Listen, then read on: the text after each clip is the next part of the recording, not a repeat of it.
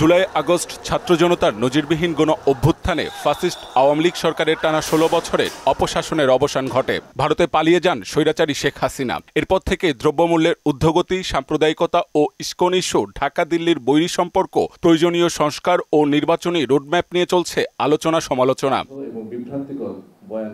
এমন বাস্তবতায় সামাজিক যোগাযোগ মাধ্যমে বৈষম্য বিরোধী ছাত্র আন্দোলনের সমন্বয়কদের একের পর এক স্লোগান জুড়ে দেওয়া স্ট্যাটাসে দেশ জুড়ে আলোচনার সৃষ্টি হয়। ৩১ ডিসেম্বর কেন্দ্রীয় শহীদ মিনারে কি ঘটতে যাচ্ছে জনমনে তৈরি হয় ব্যাপক কৌতূহল।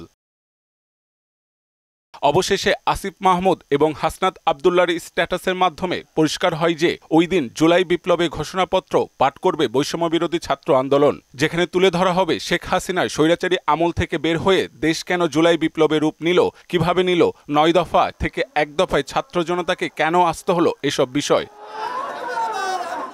ছাত্র প্রতিনিধি হিসেবে অন্তর্বর্তী সরকারের জায়গা করে নেওয়া উপদেষ্টা আসিফ মাহমুদ তার ফেসবুক স্ট্যাটাসে ঘোষণাপত্র পাঠের বিষয়টি নিশ্চিত করে লেখেন, প্রোক্লেমেশন অব জুলাই রেভলিউশন। বৈষম্য বিরোধী ছাত্র আন্দোলনের আহ্বায়ক হাসনাত আবদুল্লাহ লেখেন, proclamation of July revolution 31 December, Shahid Minar, 3 PM।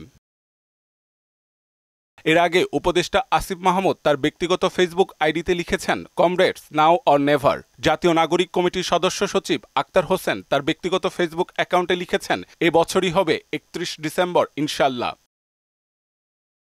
বৈষম্য বিরোধী ছাত্র আন্দোলন ও জাতীয় নাগরিক কমিটির সঙ্গে যুক্ত থাকা অন্য সদস্যরাও একই বিষয় নিয়ে সামাজিক যোগাযোগ মাধ্যম সরব রেখেছেন।